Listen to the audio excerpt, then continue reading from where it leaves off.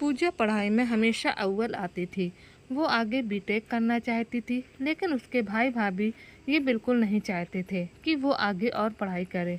इसलिए पूजा के भाई अनिल ने अपनी माँ सुमित्रा जी को भड़काना शुरू कर दिया। माँ, इस पूजा को बीटेक कराने की क्या ज़रूरत है? जितने रुपए आप उसकी पढ़ाई लिखाई में लगाओगे उतने में तो उसकी शादी हो जाएगी।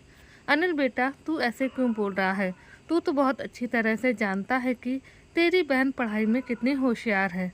सुमित्रा जी ने कहा तो अनिल उन्हें समझाने की कोशिश करते हुए बोला, अरे मम्मी, आप मेरी बात समझने की कोशिश करो। उसके बीटेक करने से हमें कोई फ़ायदा नहीं होने वाला।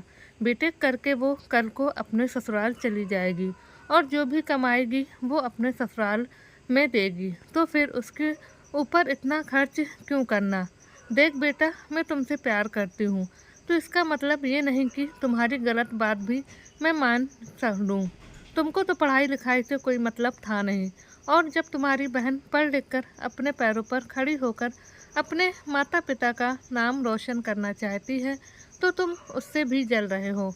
फिर उसे समझाते हुए बोली, देख अनिल बेटा, तुमने आज तक मुझसे जो भी कहा मैंने सब बातें मानी, लेकिन ये पूजा के भविष्य का सवाल है, इसलिए हम उसकी पढ़ाई बीच में नहीं रोक सकते। तो अनिल गुस्से में बोला, ठीक है, फिर मुझे क्या करना है? कल को कॉलेज में जाएगी, कुछ ऊंच नीच हो जाए तो मुझसे मत कहना। तो सुमित्रा जी बोली, अनिल, मैं पूजा को बहुत अच्छी तरह से जानती हूँ। वो कभी कुछ ऐसा नहीं करेगी जिसकी वजह से हमारी बदनामी हो। इतना तो भरोसा है मुझे अपनी बेटी पर। अपनी माँ के मुंह से बहन की तारीफ सुनकर अनिल गुस्से में बड़बड़ाता हुआ अपने कमरे में चला जाता है।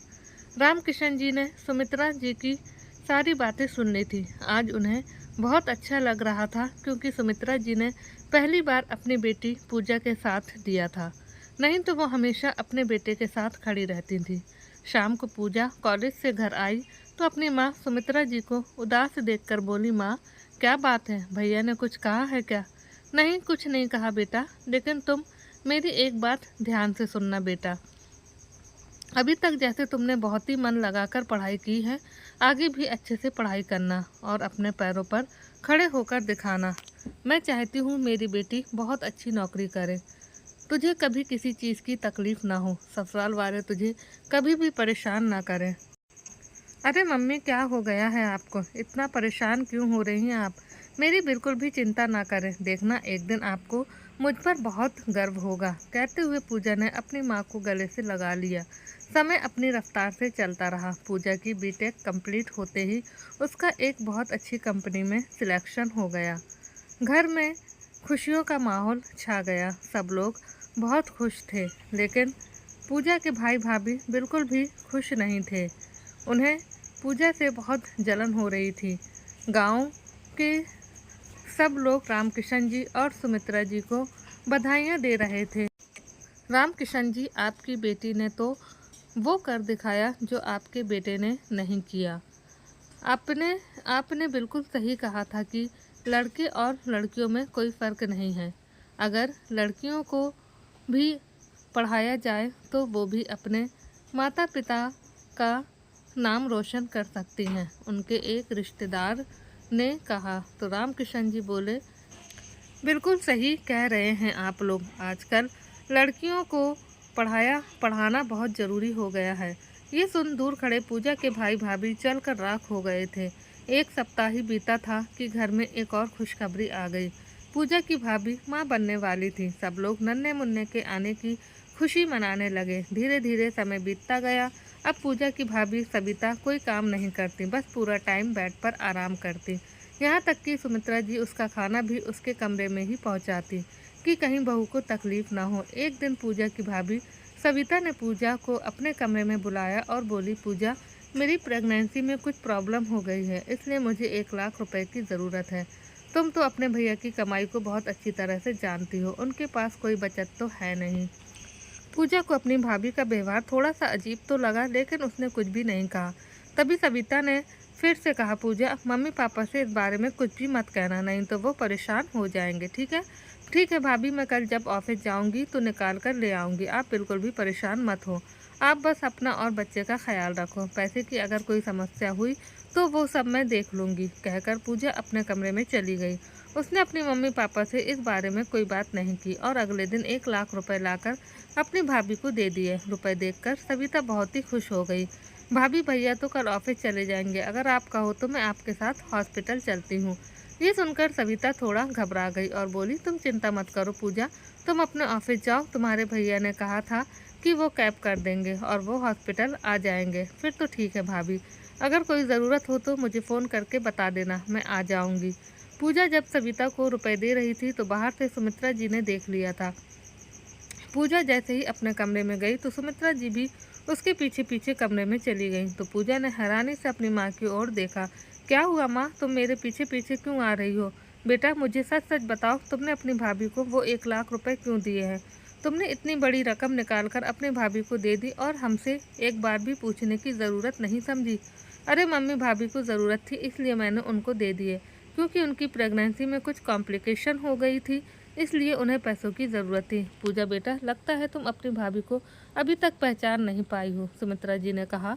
तो पूजा उन्हें अपने पास बिठाते हुए बोली, अरे मम्मी परेशान मत होइए, कोई बात नहीं, पैसे तो फिर से आ जाएंगे। अगर मैं रुपए नहीं देती और भाभी के बच्चे को कुछ हो जाता तो शायद मैं अपने आप को ज़िंदगी भर माफ़ नहीं कर पाती। चल ठीक है बेटा, कोई बात नहीं, हम उसे पैसे देने से मना नहीं कर रहे हैं, लेकिन अगली बार अगर बहू तुमसे पैसे मांगे तो हमें ज़रूर बताना। ठीक है मम्मी, आगे से आपकी बातों का ध्यान रखूँगी। चलो अब जल्दी से खाना लगा दो, बहुत तेज़ भूख लगी है।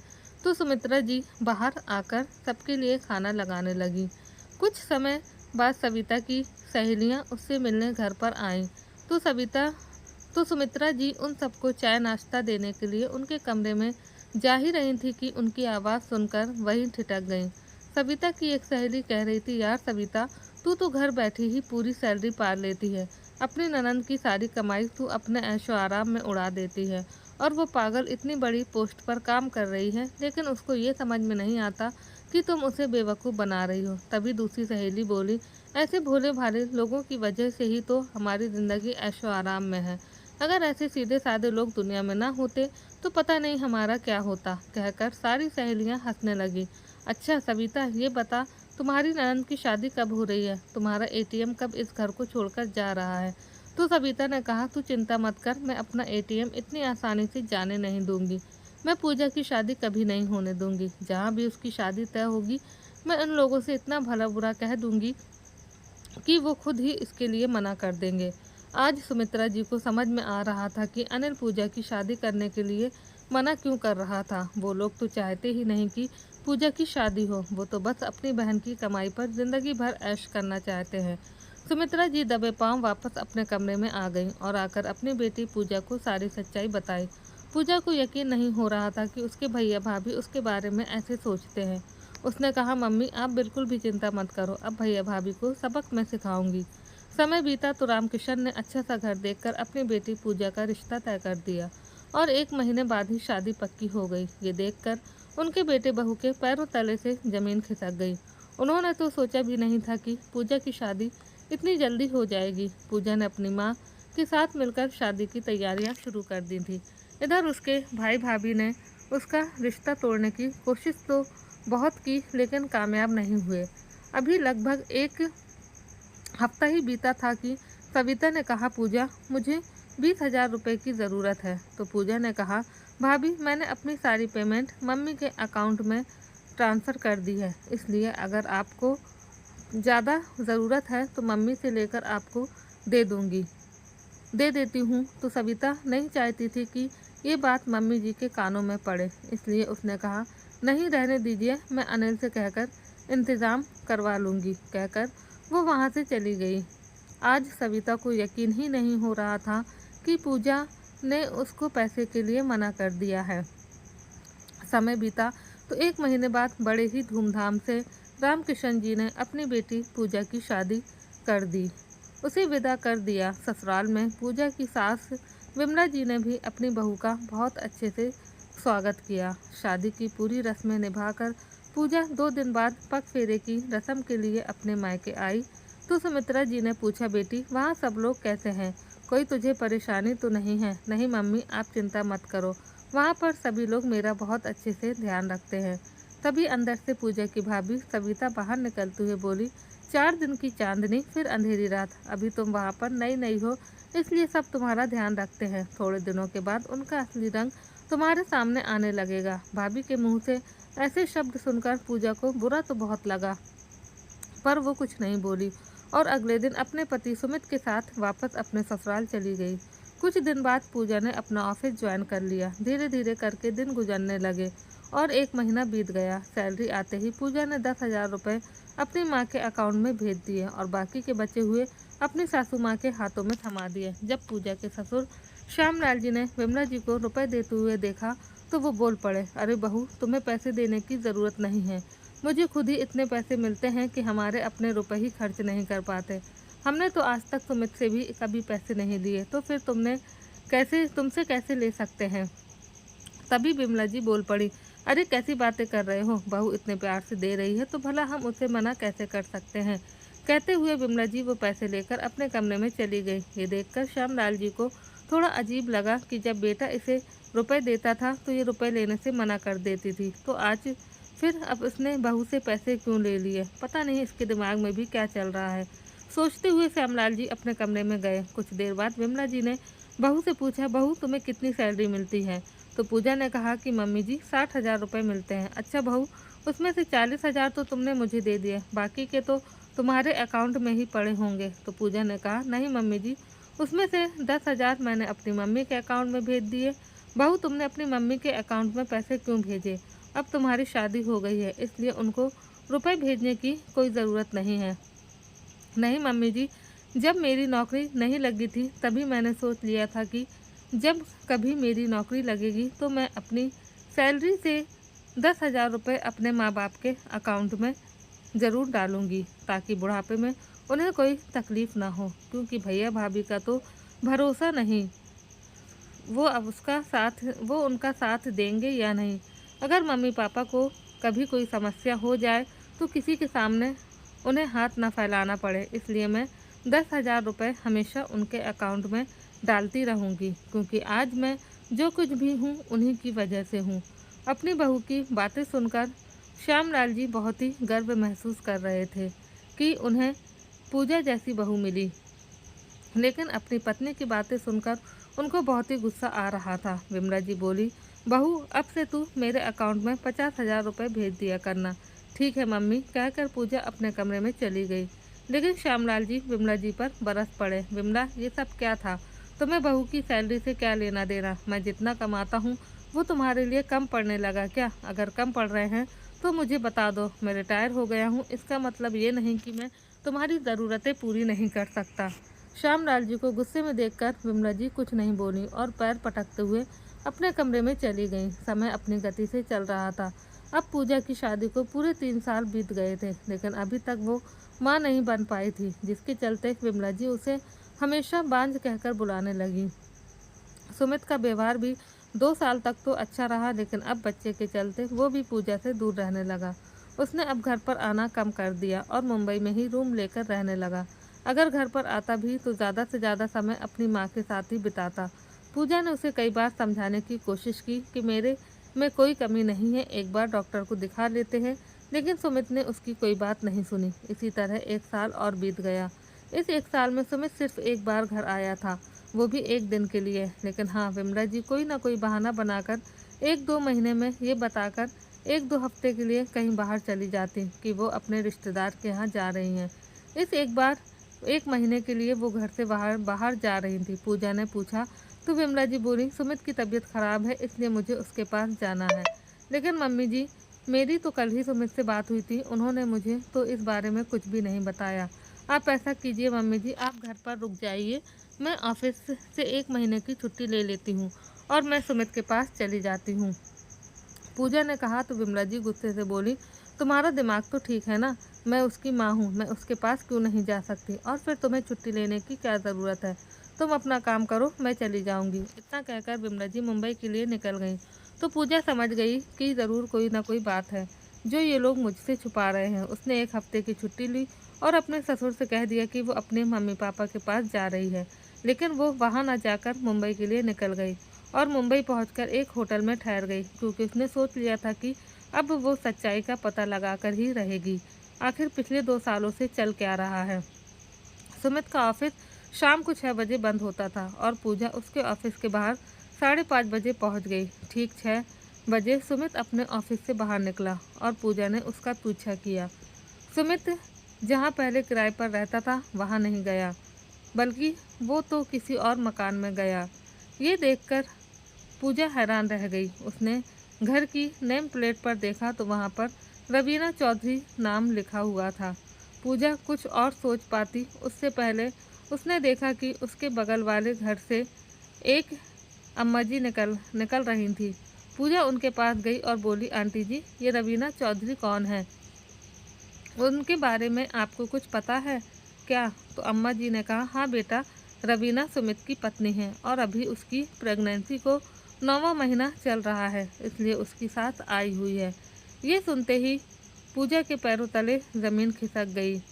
उसे यकीन नहीं हो रहा था कि उसकी पीठ पीछे ये सब हो रहा है। एक पल के लिए उसे ऐसा लगा जैसे उसकी पूरी दुनिया ही उजड़ गई। फिर अम्मा जी ने कहा, बेटा, ये जो रवीना है ना, इसके लक्षण मुझे कुछ ठीक नहीं लगते। जब सुमित ऑफिस से निकल जाता है तो फिर इस घर में रोज एक लड़का आता है, वो अपने पति को ही धोखा दे रही है। अम्मा की बात सुनकर पूजा सोचने लगी, धोखा तो उसे मिलेगा ही, उसने भी तो अपनी पत्नी को धोखा दिया है। नम आंखें लिए पूजा वापस अपने ससुराल आ गई तो श्यामलाल जी ने कहा, बेटा, तुम तो 1 हफ्ते के लिए गई थी ना, फिर इतनी जल्दी कैसे वापस आ गई? तो पूजा फूट फूट कर रोने लगी। ये देख श्यामलाल जी घबरा गए। क्या हुआ बेटा, वहाँ सब ठीक तो है ना? हाँ पापा जी, वहाँ तो सब ठीक है, लेकिन यहाँ कुछ भी ठीक नहीं है। इस घर में अब मेरा कुछ भी नहीं बचा है। अब मैं अपने घर वापस जाना चाहती हूँ और यहाँ लौटकर कभी नहीं आऊँगी। तो श्यामलाल जी ने कहा, बेटा, ऐसा क्यों कह रही हो? आखिर हुआ क्या है? तो पूजा ने श्यामलाल जी को सारी सच्चाई बता दी। अब उसने सोच लिया था कि वो सुमित को तलाक देकर रहेगी। उसने तलाक के पेपर तैयार करवा लिए। लगभग 2 महीने बाद जब विमला जी घर वापस आई तो पूजा ने कहा, मम्मी जी, मुझे सच्चाई का पता चल गया है। सुमित ने दूसरी शादी कर रखी है और वो लड़की माँ बन चुकी है, इसलिए आप उसके पास गई थी। अब मुझे सच्चाई का पता चला तो मुझे यकीन ही नहीं हो रहा था कि आप लोग मेरे साथ इतना बड़ा धोखा कर सकते हैं। इतना सुनते ही विमला जी के चेहरे से पसीना टपकने लगा, क्योंकि अब उनकी और सुमित की पोल खुल चुकी थी। पूजा ने वो तलाक के पेपर सीधे सुमित के एड्रेस पर भिजवा दिए, जिसे देखकर सुमित के पैरों तले जमीन खिसक गई। उसने तो सोचा था जिंदगी भर ऐसे ही चलता रहेगा, लेकिन अब सच्चाई पता चल गई तो उसने तलाक के पेपर पर साइन कर दिए और इस तरह से दोनों का तलाक हो गया। पूजा अपने मायके आ गई। पूजा को अचानक सामान के साथ देखकर सुमित्रा जी हैरान थी। क्या हुआ बेटा, सब ठीक तो है ना? कुछ भी ठीक नहीं है मम्मी, कहकर पूजा सुमित्रा जी के गले से लगकर फूट फूट कर रोने लगी और सारी सच्चाई बता दी, जिसे सुनकर माता पिता भी अंदर तक टूट गए। पर होने को कौन टाल सकता है। धीरे धीरे करके 1 साल गुजर गया। अब पूजा ने भी अपने घर वालों की जिद पर अपनी कंपनी में काम करने वाले विकास के साथ दूसरी शादी कर ली। विकास ने पहले से ही एक वृद्ध आश्रम खोल रखा था। अब पूजा भी अपनी आधी तनख्वाह उसी वृद्ध आश्रम में दान करने लगी। पूजा की दूसरी शादी को 6 महीने ही गुजरे थे कि तभी एक दिन उसे पता चला कि वो माँ बनने वाली है। ये देख आज उसकी खुशियों का कोई ठिकाना नहीं था। वो मन ही मन सोच रही थी कि जिस कमी की वजह से सुमित ने उसे छोड़ दिया, वो कमी तो उसके अंदर थी ही नहीं। खैर, अब उस बात को सोचकर क्या फ़ायदा। कुछ समय के बाद पूजा ने एक प्यारे से बेटे को जन्म दिया, जिसका नाम तनुज रखा। अब पूजा के पास किसी चीज़ की कोई कमी नहीं थी। खुशियों भरे दिन पंख लगाकर उड़ने लगे। लेकिन तभी एक दिन पूजा की सहेली रचना ने उसे बताया कि आज उसने उसकी सास विमला जी को सड़क पर भीख मांगते हुए देखा था। वो उन्हें पहचान गई, इसलिए उसे उन्हीं के वृद्ध आश्रम में छोड़कर आ गई। ये सुन पूजा हैरान हो गई। उसने कहा, तुमने किसी और को देख लिया होगा। वो भला यहाँ सड़क पर भीख क्यों मांगेंगी? नहीं पूजा, तुम चाहे अपने वृद्ध आश्रम में जाकर देख लेना, वो तुम्हारी सास विमला जी ही थी। पूजा ने उस समय रचना से कुछ नहीं कहा और घर वापस आ गई। पूजा को अब सब कुछ जानने की उत्सुकता हो रही थी कि आखिर इन 3 सालों में ऐसा क्या हुआ होगा जिसकी वजह से सासू माँ की ऐसी हालत हो गई। अगले दिन पूजा ने अपने ऑफिस से छुट्टी ली और वृद्ध आश्रम में पहुँच गई। वहाँ जाकर देखा तो सामने विमला जी को देखकर हैरान रह गई। विमला जी भी सामने पूजा को देखकर फूट फूट कर रोने लगी। प्लीज़ पूजा, मुझे माफ़ कर दो, हमने तुम्हारे साथ बहुत गलत किया और जिसकी सज़ा आज मैं भुगत रही हूँ। विमला जी रोई जा रही थी। पूजा ने उन्हें बैठाया, कुर्सी पर बिठाकर उन्हें पानी पिलाया और फिर बोली, अच्छा तो विमला जी बताइए, आपके साथ क्या हुआ जिसकी वजह से आज आप यहाँ पहुँच गईं। विमला जी ने जब पूजा के मुंह से अपने लिए मम्मी जी ना सुनकर विमला जी सुना तो उन्हें बहुत दुख हुआ। उन्होंने कहा, बेटा तुम मुझे मम्मी कहकर बुला सकती हो। तो पूजा बोली, नहीं विमला जी, वो अधिकार तो आपने कब का खो दिया। अब आप मेरे लिए सिर्फ एक साधारण महिला हैं, इसलिए मैं आपको मम्मी जी कहकर नहीं बुला सकती। और हाँ, आपके साथ क्या हुआ अगर आप चाहें तो बता सकती हैं, नहीं तो कोई बात नहीं। तो विमला जी तो खुद अपना दिल हल्का करना चाहती थी। उन्होंने कहा, पूजा जब तुम उस घर को छोड़कर चली गई तो तुम्हारे पापा जी की तबीयत खराब रहने लगी थी। तुम तो जानती हो ना कि तुम्हारे पापा जी तुमसे कितना प्यार करते थे। तुम्हारे घर से चले आने की वजह से उन्हें बहुत ही गहरा सदमा लगा था। वो बात बात पर मुझ पर गुस्सा करने लगे थे। उनका मानना था कि ये सब कुछ मेरी वजह से हुआ है। और एक दिन अचानक उनके सीने में दर्द होने लगा। जब मैं उन्हें डॉक्टर के पास लेकर गई तो पता चला कि उन्हें हार्ट अटैक आया था और वो इस दुनिया को छोड़कर जा चुके हैं। मैंने ये बात बताने के लिए सुमित को फ़ोन किया तो फ़ोन सुमित ने नहीं बल्कि उसकी पत्नी रवीना ने उठाया। तो मैंने उसे बताया कि तुम्हारे पापा जी को हार्ट अटैक आया था। आगे मैं उससे कुछ और बोलती उससे पहले ही उसने फ़ोन काट दिया। उसने मेरी पूरी बात भी नहीं सुनी। मुझे तो यकीन ही नहीं हो रहा था कि रवीना ऐसा कर सकती है। मैंने सोचा शायद नेटवर्क की वजह से ऐसा हुआ होगा, इसलिए मैंने दोबारा फ़ोन लगाया, लेकिन दोबारा उसने फ़ोन ही नहीं उठाया। मुझे समझ में नहीं आ रहा था कि मैं क्या करूं। तुम्हारे पापा की डेड बॉडी हॉस्पिटल में रखी थी। फिर दोपहर में मैंने सुमित को फ़ोन किया तो इस बार सुमित ने ही फ़ोन उठाया। तो मैंने उसे बताया कि उसके पापा इस दुनिया को छोड़कर जा चुके हैं। उसने कहा, मम्मी मैं अभी हॉस्पिटल के लिए निकलता हूँ। मैं वहीं अस्पताल में बैठी रोती रही और लगभग 2 घंटे बाद सुमित हॉस्पिटल आ गया। वहाँ से तुम्हारे पापा जी की डेड बॉडी लेकर हम लोग घर आए। सुमित ने रवीना को फ़ोन करके बता दिया था कि उसके पापा अब इस दुनिया में नहीं रहे, लेकिन फिर भी रवीना उनके अंतिम दर्शन के लिए नहीं आई। लगभग 1 हफ्ते के बाद रवीना अपने बच्चे के साथ घर आई तो सुमित ने उस पर गुस्सा करते हुए कहा, अब तुम यहाँ पर क्या करने आई हो, जाओ वहीं रहो। तो रवीना ने नाटक करते हुए कहा कि उसकी तबीयत बहुत ज़्यादा ख़राब हो गई थी और वो अपनी तबीयत के बारे में बताकर उसे परेशान नहीं करना चाहती थी, इसलिए नहीं आई।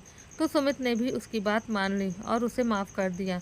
1-2 दिन बाद पूजा ने सुमित से कहा, रवीना ने सुमित से कहा, सुमित मम्मी जी अकेली यहाँ पर क्या करेंगी, हम एक काम करते हैं, इस घर को बेच देते हैं और मम्मी जी को अपने साथ लेकर मुंबई चलते हैं। ये सुनकर मुझे भी बहुत अच्छा लगा था कि रवीना बहू मुझे अपने साथ रखना चाहती है। सुमित ने उस घर को बेचने के लिए 2-4 लोगों से बात की और फिर फाइनली 40 लाख में हमारा वो घर बिक गया।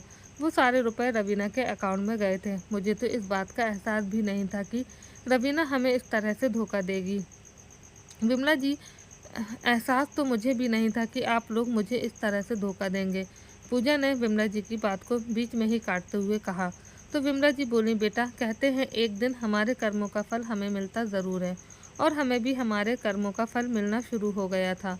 घर बेचने के बाद मैं सुमित और रवीना के साथ मुंबई आ गई।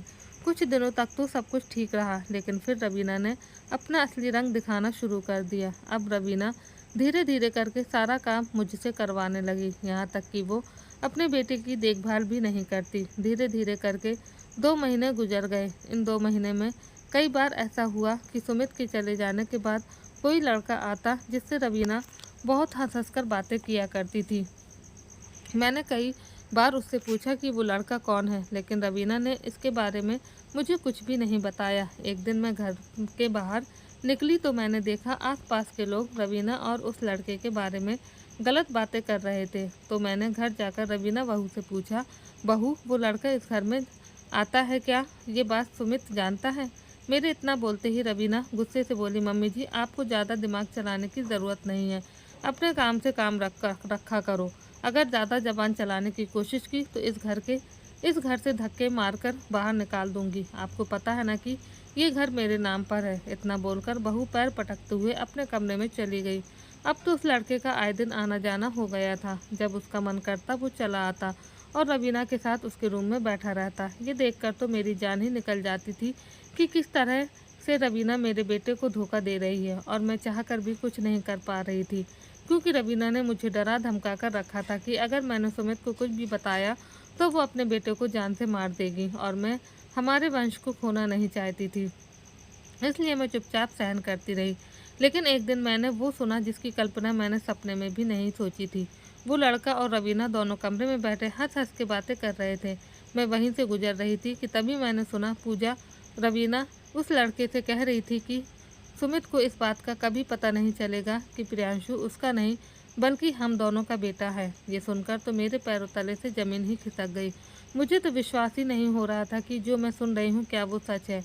उन दोनों ने तो मेरे बेटों को मारने की प्लानिंग भी कर ली थी, क्योंकि सारी प्रॉपर्टी तो रवीना के पास ही थी। मैं दबे पाँव वापस आ गई। अब मैंने सोच लिया था कि मैं अपने सुमित को कुछ नहीं होने दूंगी।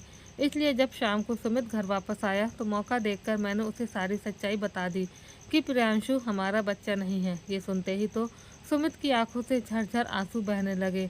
जिस बच्चे के लिए उसने तुम्हें धोखा दिया था वो बच्चा तो उसका था ही नहीं। मैंने सुमित को ये भी बता दिया कि वो दोनों उसे मारने की प्लानिंग बना रहे हैं। तो सुमित ने कहा, मम्मी अब मेरे अंदर बचा ही क्या है, मैं तो मर ही गया हूँ। मैंने पूजा को धोखा दिया और आज मुझे भी बदले में धोखा मिल गया, लेकिन इतना बड़ा धोखा होगा ये मैंने कभी नहीं सोचा था। बोलकर वह फूट फूट कर रोने लगा। अब उसने ऑफिस जाना छोड़ दिया था। कुछ भी खाता पीता नहीं था।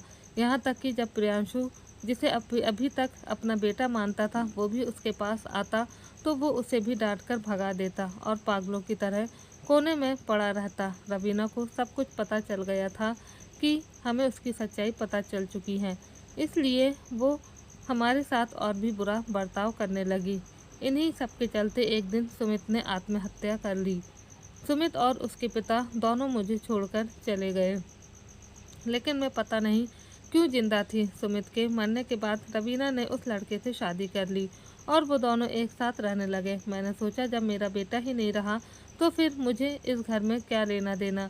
मैं भी वहाँ से चली आई। मेरे परिवार का इतना बड़ा अंत होगा मैंने तो कभी सपने में भी नहीं सोचा था। न मैंने उस दिन बच्चे की खातिर तुझे घर से निकाला होता और ना ही आज ये सब होता। कहीं ना कहीं मैंने अपने घर की बर्बादी अपने हाथों से लिखी थी, क्योंकि उस लड़की से सुमित की शादी तो मैंने ही करवाई थी। जब मैं उस घर से निकली थी तो मेरे पास कुछ भी नहीं था। कोई गाली देता, कोई धक्का मारता तो कोई खाने को कुछ दे देता। इसी तरह से दिन गुजरने लगे। तभी एक दिन मुझे तुम्हारी सहेली रचना बिटिया मिली। मैं तो उसे नहीं जानती थी, लेकिन वो मुझे पहचान गई थी और वो मुझे अपने साथ इस वृद्ध आश्रम में ले आई। लेकिन मैं ये नहीं जानती थी कि ये वृद्ध आश्रम तुम्हारा है, या फिर शायद मैं इस हालत में ही नहीं थी कि कुछ भी जान पाती। बस यही थी मेरी तुम्हारे आने के बाद की कहानी, जिसमें मैंने अपना सब कुछ गंवा दिया। विमला जी की बातें सुनकर वहाँ पर जितने लोग बैठे थे सबकी आंखें नम हो गईं। विकास ने उठकर कहा, आंटी जी अब आप बिल्कुल भी परेशान मत होइए, यहाँ पर आपको कोई तकलीफ नहीं होगी, आप आराम से रहो। अभी ये बातें चल ही रही थी कि तभी अंदर से एक वृद्ध महिला उसके बेटे तनुज को लेकर आई, जो अंदर खिला रही थी। पूजा बिटिया, लगता है आपके बेटे को भूख लगी है, ज़रा इसे कुछ खिला पिला देना। तो पूजा ने अपने बेटे को गोद में लिया और विकास के साथ अपने घर वापस आ गई। तो पीछे से विमला जी ने उस वृद्ध महिला से पूछा कि ये तनुज पूजा और विकास का ही बेटा है क्या? तो उसने बताया, हाँ, पूजा और विकास की शादी हो चुकी है और तनुज उन्हीं का बेटा है। ये सुनकर विमला जी अपने आप को कोसने लगी कि काश उसने थोड़ा सा सब्र और कर लिया होता तो आज उनका हंसता खेलता परिवार यूं बर्बाद नहीं होता। आज विमला जी के पास पछतावे के सिवा कुछ नहीं बचा था। तो दोस्तों, आपको ये कहानी कैसी लगी कमेंट करके ज़रूर बताएं। वीडियो को लाइक करें, शेयर करें, चैनल को सब्सक्राइब करें। आप सबका बहुत बहुत धन्यवाद।